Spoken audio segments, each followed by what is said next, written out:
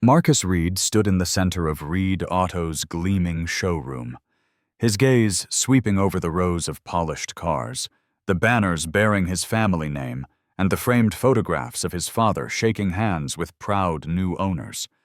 On the surface, everything sparkled with success.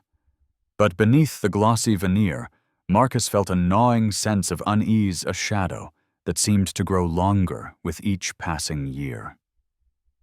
Reed Auto had been a fixture in the city for nearly 4 decades.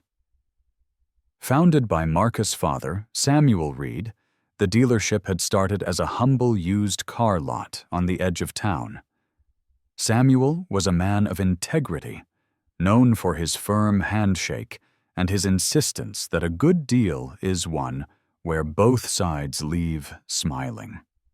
He built his reputation on honesty, hard work, and a genuine respect for customers' values that Marcus had been raised to cherish. But times had changed. The auto industry was more cutthroat than ever. Competitors slashed prices, ran aggressive ads, and offered deals that seemed too good to be true. Reed Auto had grown, moving to a sprawling new location, hiring dozens of employees, and expanding its inventory to include luxury brands. The family business was now a multi-million-dollar operation, with Marcus at the helm after his father's retirement. Yet, as Marcus walked the showroom floor each morning, he couldn't shake the feeling that something had been lost along the way. The staff meetings were tense, with managers focusing relentlessly on monthly sales targets. The sales team, once a close-knit group, had become fractured, some chasing commissions at any cost, others quietly disillusioned. Customer complaints about pushy tactics and confusing contracts were on the rise, though they were often smoothed over by the dealership's PR manager before they reached Marcus' desk. One Thursday morning, Marcus arrived early, hoping for a few moments of quiet before the day's chaos began. Instead, he found Emily, one of the youngest sales associates, standing by the coffee machine, her face pale and drawn. "Rough morning?" Marcus asked, trying to sound casual. Emily hesitated, glancing around to make sure no one was listening. "Mr. Reed, do you have a minute? There's something I think you should know." Marcus nodded, leading her into his office. Emily closed the door behind them and took a deep breath. "It's about the way we're selling the certified pre-owned cars," she began, her voice trembling. "Some of the cars aren't getting the full inspection. I've seen the reports they're being signed off anyway, and customers aren't being told about previous accidents or repairs." Marcus felt a cold knot form in his stomach. "Who's involved?" Emily hesitated, then whispered, "Bennett. And some of the senior sales team. They say it's the only way to hit the numbers." Bennett had been with the dealership for over 15 years, rising from the service bay to general manager. He was tough, sharp, and fiercely loyal to the bottom line. Marcus respected his business acumen, but he'd always sensed a ruthless streak beneath the surface. "Thank you for telling me, Emily," Marcus said quietly. "He'll look into it, and don't worry, I won't mention your name." After Emily left, Marcus sat in silence, staring at his father's portrait on the wall. Was this what the Reed legacy had become? He remembered the stories his father used to tell about helping families find their first car, about shaking hands with customers who became friends for life. Samuel Reed had always said that trust was the most valuable asset a business could have. Marcus knew he couldn't ignore Emily's warning. But confronting Bennett and the culture he'd allowed to fester wouldn't be easy. The dealership's success, its reputation, even its future, might hang in the balance. He stood up, straightened his tie, and prepared to face the day. Outside, the city was waking up, the streets filling with commuters and the promise of new beginnings.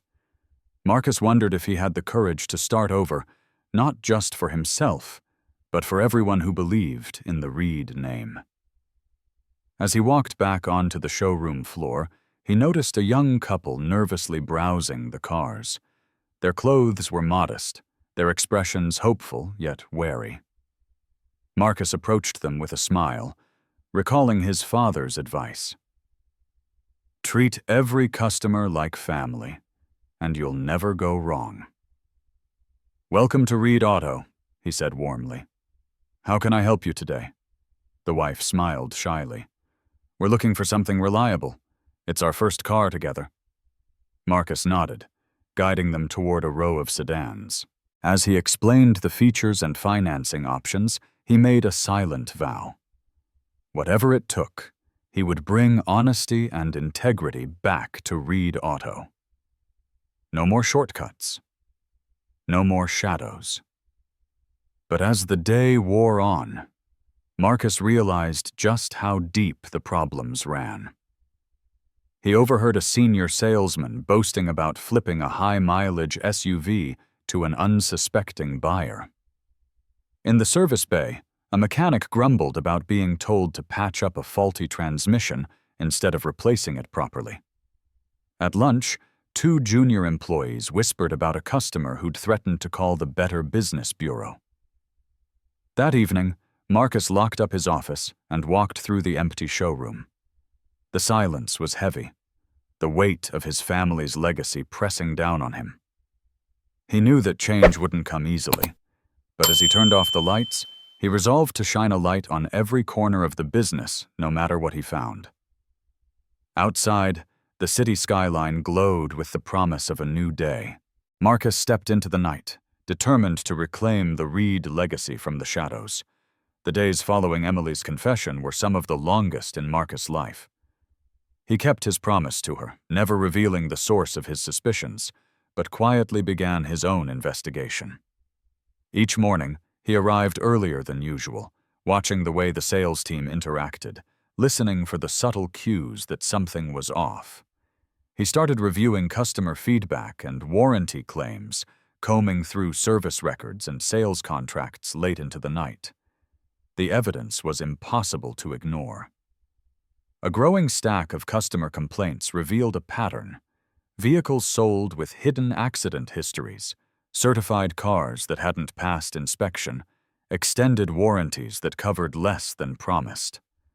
Marcus' heart sank as he read the words of frustrated customers' families who had saved for years, only to end up with unreliable cars and unexpected repair bills. One letter, written in neat cursive on lined paper, stood out. Dear Mr. Reed, I trusted your name. My father bought his first truck from your father, but the car I bought last month broke down twice in 2 weeks. The mechanic said it had been in a flood, but no one told me. I feel cheated. I hope you'll make this right. Sincerely, Linda Morales. Marcus could picture Linda's face, the hope in her eyes as she drove off the lot, replaced now by disappointment and anger. He slid the letter into his desk drawer, determined not to forget. But the problems at Reed Auto went deeper than faulty cars. The culture itself was sick. Sales meetings had become war zones, with Bennett barking out numbers and berating anyone who fell short. You're only as good as your last deal, he'd sneer, his voice echoing off the glass walls. The pressure to perform was relentless, and the message was clear. Results mattered more than integrity. In the break room, Marcus overheard snippets of conversation that made his skin crawl. Just fudge the inspection report. No one checks anyway. If they ask about the warranty, distract them with free floor mats. Don't mention the accident unless they see it on the Carfax. He watched as new hires, eager and idealistic, were quickly molded by the veterans.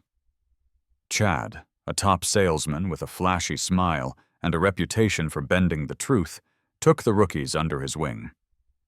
You want to make money here? He'd say, clapping them on the back. Forget what they taught you in training. This is the real world. One afternoon, Marcus shadowed Chad during a sale. The customer, a single mother named Jasmine, was looking for a safe, affordable car for her teenage son. Chad steered her toward a sporty sedan with a suspiciously low price. "It's a great deal," he assured her, glossing over the car's accident history and skipping past the warranty details. "You're getting a steal." Jasmine hesitated, glancing at the paperwork. "Are you sure it's never been in a wreck?"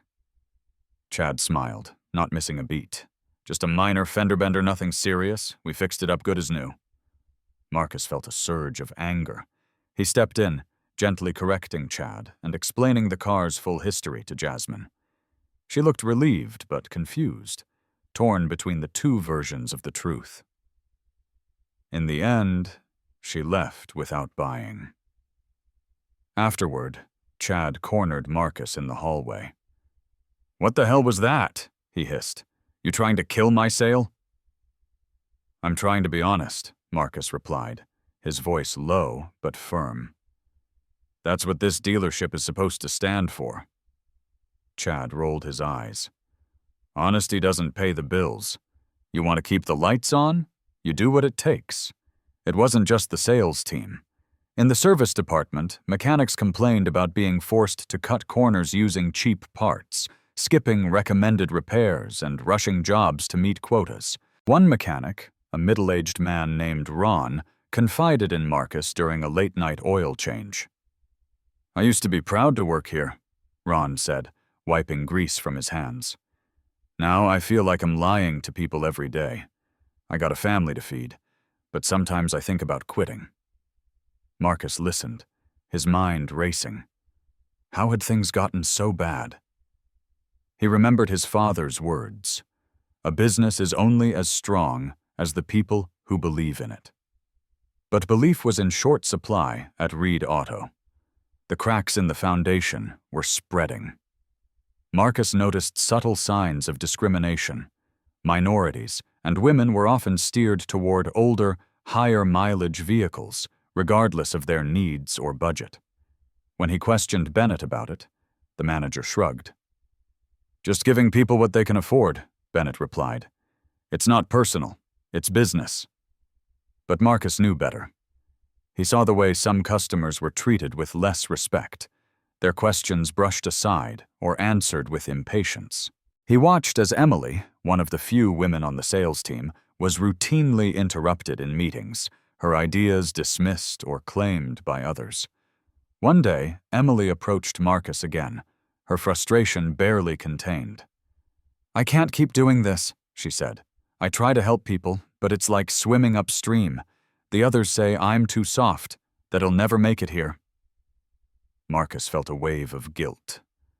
He wanted to tell her things would get better, but he knew he couldn't promise that not yet. Instead, he started taking notes, documenting every instance of unethical behavior, every customer complaint, every sign that the Reed legacy was slipping away. He met privately with employees who shared his concerns: Ron in the service bay, Maria in accounting, Emily on the sales floor. Slowly, a small group formed, united by their desire to change the culture from within. But for every ally, there were twice as many skeptics. Chad and his followers mocked Marcus' efforts, calling him Boy Scout behind his back.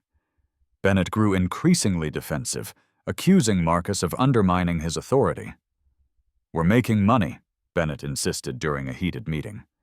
"That's what matters. If you want to run this place into the ground chasing some fantasy about honesty, be my guest. But don't drag the rest of us down with you." Marcus stared at the faces around the conference table. Some angry, some fearful, a few quietly hopeful. He realized that the choice ahead wouldn't just affect him. It would determine the future of everyone who worked at Reed Auto and every customer who walked through its doors. That night, Marcus sat alone in his office, surrounded by stacks of paperwork and the silent judgment of his father's portrait. He knew that confronting the rot at the heart of Reed Auto would mean risking everything: his job, his family's legacy, even the company's survival. But as he read Linda Morales' letter one more time, he understood that doing nothing was the greater risk. The cracks in the foundation were growing wider every day. If he didn't act soon, The whole house might come crashing down. He picked up his phone and dialed Emily's number. "Emily," he said, his voice steady. "I need your help. We're going to fix this together." Outside, the city lights flickered against the night sky, a reminder that even in darkness, hope could still be found. The decision to confront the past was not a single moment for Marcus. It was a series of small, difficult choices that built upon one another, each one heavier than the last. After his late-night call with Emily, Marcus spent a restless night turning over every detail in his mind. The lies, the pressure, the people who had been hurt. By morning, he knew what he had to do. He called a meeting with Bennett, the general manager. The two men sat across from each other in Marcus' office, the air thick with unspoken tension. Bennett's jaw was set, his eyes hard. "We need to talk about the way things are being done around here," Marcus began, his voice calm but resolute. Bennett leaned back in his chair, arms crossed. "If this is about Emily and her bleeding heart complaints, I've already told you it's not just Emily," Marcus interrupted. "It's customers, it's mechanics, it's the sales team. I've seen the inspection reports, the contract discrepancies, the way people are being treated on this floor. This isn't what my father built. It's not what I want for Reed Auto." Bennett's lips curled into a sneer. "Your father built this place on hard work and tough decisions. You think he never had to bend the rules to keep the lights on? You're naive, Marcus. This is business." Marcus shook his head. "No, this is about integrity, and it ends now." For a moment, neither man spoke. The silence was broken only by the distant hum of the showroom. Finally, Bennett stood, his voice low and cold. "If you want to burn down everything your father worked for, go ahead. But don't expect me to stick around and watch." With that, Bennett stormed out, slamming the door behind him. Marcus sat back, feeling a strange mix of relief and dread. The first battle had been fought, but the war was far from over. Word spread quickly through the dealership. Some employees were openly hostile, whispering in corners or shooting Marcus icy glares. Chad, ever the ringleader, rallied his friends. "I'm not letting some spoiled rich kid tell me how to do my job," he said loudly in the break room. "Hell run this place into the ground." Others were more subtle in their opposition. Sales numbers dipped as veteran employees dragged their feet, refusing to adapt to the new expectations. Mechanics grumbled about increased paperwork and stricter inspections. Even Maria in accounting, who had quietly supported Marcus, worried aloud about the dealership's finances. "Refunding those bad deals is costing us a fortune," she said, showing Marcus the latest numbers. "If this keeps up, we'll be in the red by next quarter." Marcus listened, torn between his commitment to doing what was right and the very real fear of losing everything his family had built. He knew he needed allies, people who believed in his vision and were willing to fight for it. He started with Emily. Together, they reached out to Ron in the service department, Maria in accounting, and a handful of other employees who had quietly voiced their concerns. They met after hours in Marcus' office, sharing stories of what they'd seen and experienced. Emily spoke first, her voice steady. "We have to show people that honesty isn't weakness, that it's possible to succeed without cutting corners." Ron nodded, adding, "I've got friends at other shops. Word gets around. If we do this right, people will notice, maybe even come back." Maria, ever practical, focused on solutions. "We need a plan. Not just for fixing what's broken, but for showing customers and employees that things are changing." The group brainstormed late into the night, mapping out steps for a complete overhaul, transparent inspections, honest sales practices, fair treatment for every customer, regardless of race or background. They agreed to hold each other accountable and to support Marcus as he faced the inevitable backlash. The next step was reaching out to the community. Marcus knew that Reed Auto's reputation was in tatters. He drafted a public letter, posted on the dealership's website and social media pages. To our valued customers, my name is Marcus Reed, and I am the new owner of Reed Auto. I want to acknowledge that in recent years we have fallen short of the standards my father set for this business. Mistakes have been made, and some of you have been hurt by our actions. For that, I am truly sorry. Starting today, we are committed to doing better. We will review every complaint, make things right where we can, and rebuild your trust-owned customer at a time. Thank you for giving us the chance to earn back your respect. Sincerely, Marcus Reed. The response was swift and mixed. Some customers were skeptical, dismissing the message as empty words. Others, like Linda Morales, reached out with cautious hope. A few even returned to the dealership, curious to see if things had really changed. The true test came when a group of angry customers arrived one Saturday morning, demanding refunds and repairs for cars that had been misrepresented. Marcus met with each of them personally, listening to their stories, apologizing, and offering to make things right. It was exhausting and expensive, but slowly, word began to spread that Reed Auto was under new management, real management. Inside the dealership, the atmosphere was tense. Chad and several other salespeople openly questioned Marcus' decisions. "You're letting these people walk all over us," Chad snarled during a staff meeting. "You're ruining our reputation." "No," Marcus replied, his voice firm. "We ruined our own reputation. Now we're fixing it." Chad shook his head in disbelief, but a few employees, those who had felt powerless under the old regime, began to speak up in support of Marcus. Emily shared a story about a customer who had left a glowing review after she was honest about a car's flaws. Ron described how a family thanked him for taking the time to explain a complicated repair. For the first time in months, Marcus felt a glimmer of hope. The change was slow and painful, but it was real. One evening, as Marcus was locking up, Bennett returned. He looked tired, the bravado gone from his eyes. "I've been thinking," Bennett said quietly. "Maybe I went too far. Maybe we all did." Marcus nodded. "It's not too late to do the right thing, Bennett. But it won't be easy." Bennett hesitated, then extended his hand. "I'm willing to try, for the sake of this place and your father's legacy." As they shook hands, Marcus realized that confronting the past wasn't just about exposing the truth. It was about giving people the chance to change, to be better than they were before. In the weeks that followed, Reed Auto began to transform. The foundation was still cracked, but Marcus and his team were working to rebuild it, brick by brick. They implemented new training programs, revised their sales policies, and launched community outreach events to repair their reputation. It was a long, uphill battle, but for the first time in years, Marcus felt proud to walk the showroom floor.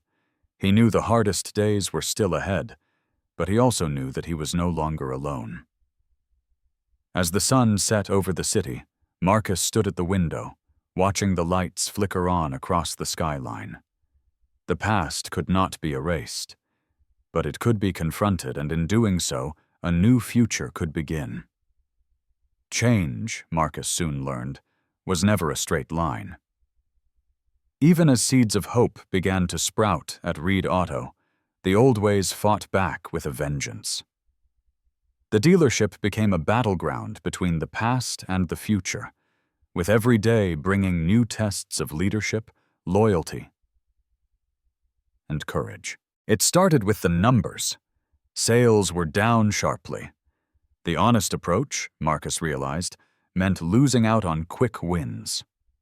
Deals that would have been closed with a little white lie or a hidden clause now fell through as customers, wary from years of half-truths, hesitated to trust again. The monthly reports Maria handed Marcus were a sea of red ink. "We can't keep this up much longer," she said, her voice heavy with worry. "If we don't turn things around, we'll have to start letting people go." Marcus nodded, feeling the weight of every job, every family that depended on Reed Auto. He knew the stakes, but he also knew there was no going back. The old way had nearly destroyed them. This, however painful, was the only way forward. That pain became real one rainy Thursday when Chad, the dealership's top salesman, stormed into Marcus' office, resignation letter in hand. "I'm done," Chad spat. "You want to play hero? Be my guest. But I'm not going to starve while you throw away good deals for the sake of your conscience." He wasn't alone. Over the next few days, 3 more salespeople followed Chad out the door, their departures punctuated by bitter words and slammed doors. The remaining staff looked to Marcus for answers, their faces pale with anxiety. "Are we next?" someone whispered during a staff meeting. "What if the whole place shuts down?" Marcus took a deep breath, steadying himself before the storm. He stood in front of his team, those who had stayed, those who still believed and spoke from the heart. "I won't lie to you. This is hard. It might get harder. But I believe in what we're doing. I believe that if we treat people right, if we do honest business, customers will come back. Maybe not today, maybe not tomorrow, but they will. And when they do, I want them to find a dealership we can all be proud of." The room was silent for a moment. Then Emily spoke up. "I'm with you, Marcus. I'd rather struggle doing the right thing than get rich doing the wrong one." Ron, the mechanic, nodded. "Me too. I didn't come here to cut corners. I came here to fix cars and help people." One by one, the others added their voices. The team was smaller now, but it was united in a way it had never been before. Word of Reed Auto's transformation began to trickle out into the community. Some customers, curious about the rumors of change, returned to see for themselves. One afternoon, Linda Morales, the woman who had written the heartfelt letter, walked through the doors with her father. Marcus recognized her immediately. He greeted her with a warm handshake and invited her to his office, where he listened to her story once again. This time, instead of excuses, he offered solutions. A full refund, a replacement vehicle at cost, and a promise to do better. Linda's father, a stoic man with weathered hands, studied Marcus for a long moment. Finally, he nodded. "Your father would be proud," he said quietly. The gesture rippled through the community. Other customers, once burned, began to return. Some came for refunds or repairs, others simply to see if the rumors were true.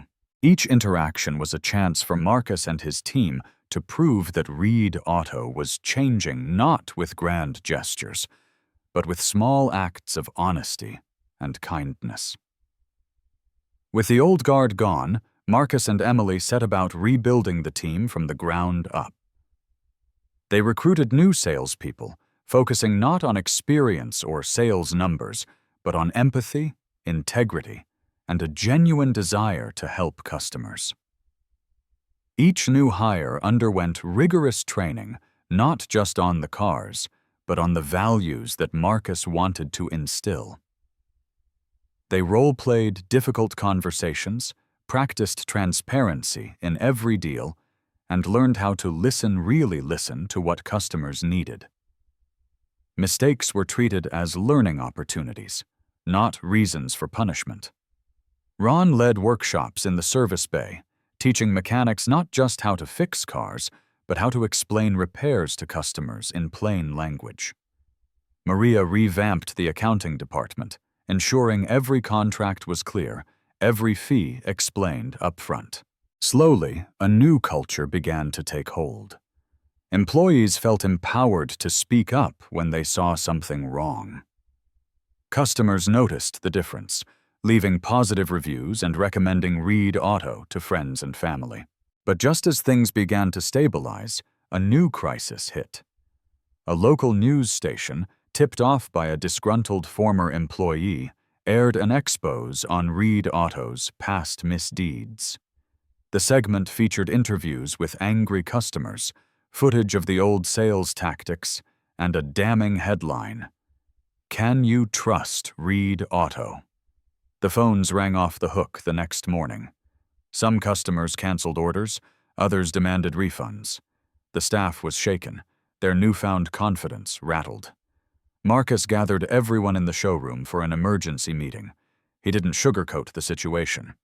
Yes, we made mistakes. Yes, we hurt people. But we're not hiding from it. Every one of you knows what we've done to change because you've been part of it. Now, we have to show the world. He invited the news crew back for a follow-up story, opening the doors to every department, every file. He encouraged customers to share their recent experiences, good and bad. Emily and Ron gave interviews, speaking honestly about the changes they'd seen. The second segment, aired a week later, told a different story, one of accountability, transparency, and hope. It didn't erase the past, but it offered a glimpse of a better future. The turning point came not with a single event, but with a steady stream of small victories. A family who had once sworn never to return bought their daughter her first car at Reed Auto. A former critic became a loyal customer, praising the dealership's honesty in an online review. A local church invited Marcus to speak about ethics in business. Financially, things were still tight, but the tide was turning. Sales slowly crept up. The community, once skeptical, began to rally around Reed Auto as a symbol of second chances. One evening, as Marcus locked up, he found a note taped to the front door.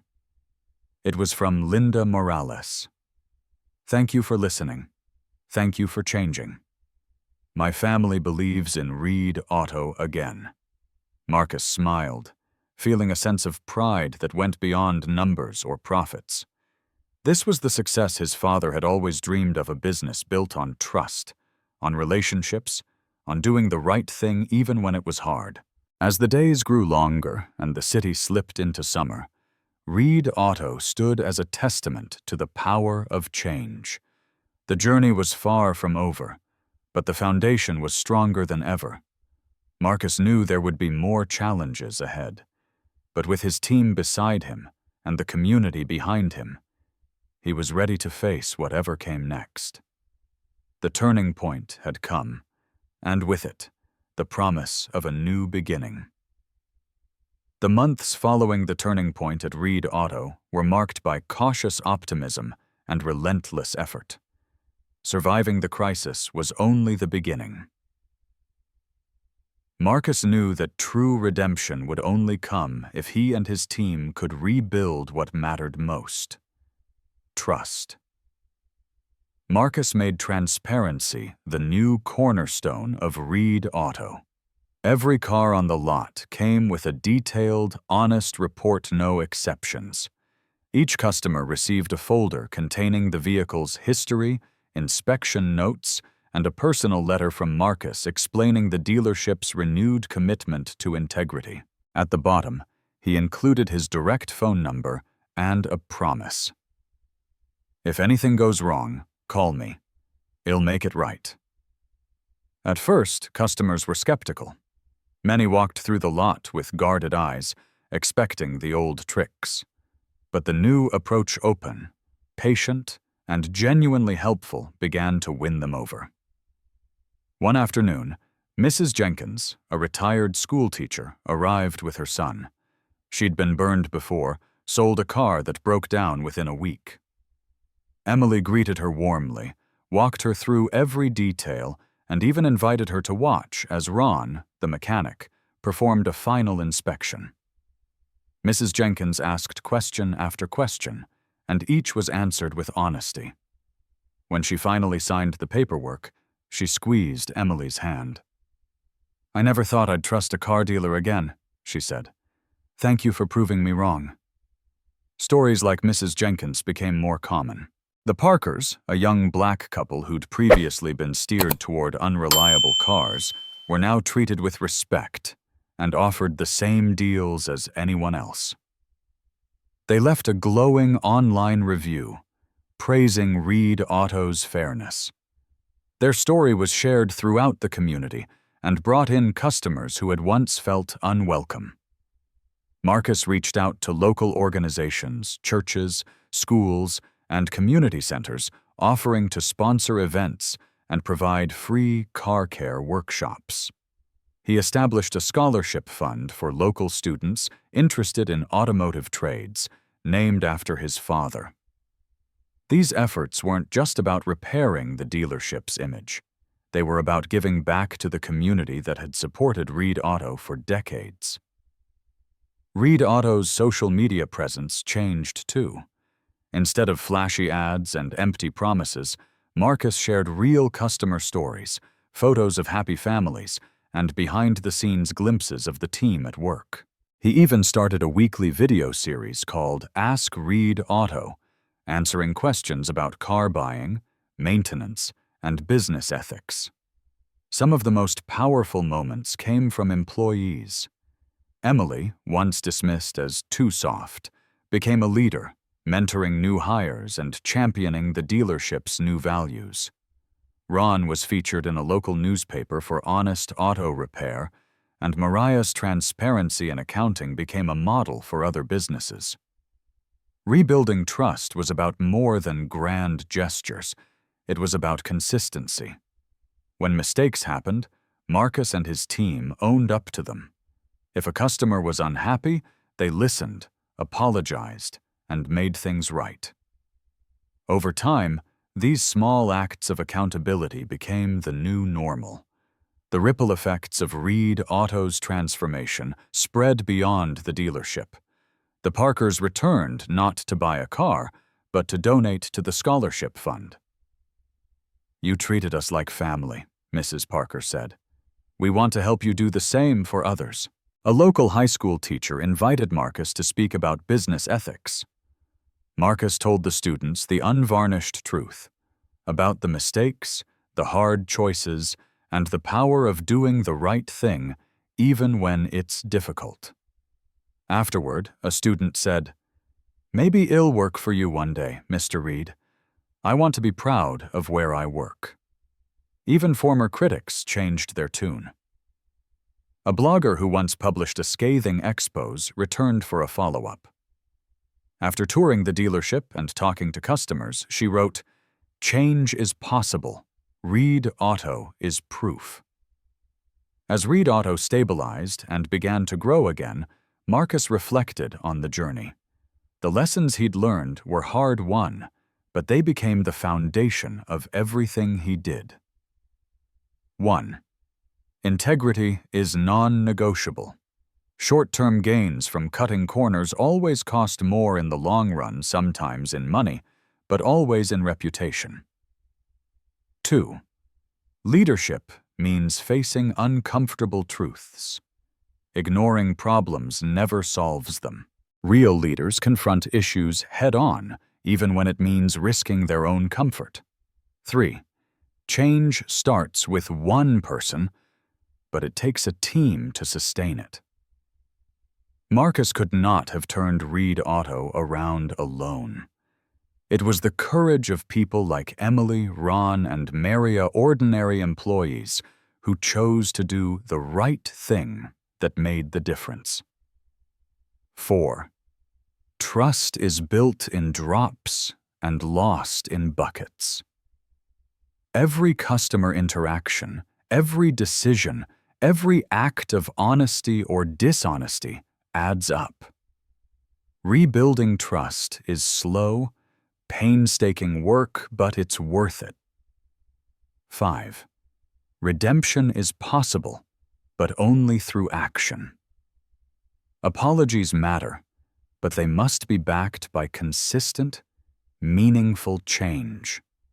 Only then can a business and the people in it find true redemption. 1 year after the turning point, Reed Auto held a small celebration. Employees, customers, and community leaders gathered in the showroom to mark the anniversary of the dealership's rebirth. Marcus gave a short speech, thanking everyone for their faith and courage. "We're not perfect," he said. "But every day, we try to be better. That's what my father taught me, and what I hope to teach my own children. Thank you for giving us a second chance." As the crowd applauded, Marcus looked around at the faces, some familiar, some new. He realized that the true legacy of Reed Auto wasn't in the cars they sold, but in the trust they rebuilt, one honest deal at a time. If you've followed this story, whether you're a business owner, an employee, or someone who's been burned by broken promises, remember, change is possible. It's never easy, and it's never quick. But with courage, humility, and a willingness to do the hard work, even the deepest cracks can be repaired. The story of Reed Auto is a story of America itself, a story of mistakes made, lessons learned, and the enduring hope that tomorrow can be better than today. In the end, the most valuable thing any of us can build is trust. If this story inspired you or made you think, please hit the like button and subscribe to our channel for more powerful, true stories from across America. Your support helps us bring more real-life lessons, business insights, and stories of redemption to you and our community. Don't forget to share your thoughts in the comments below. What would you have done in Marcus's place? What does trust mean to you? Thank you for watching, and see you in the next story.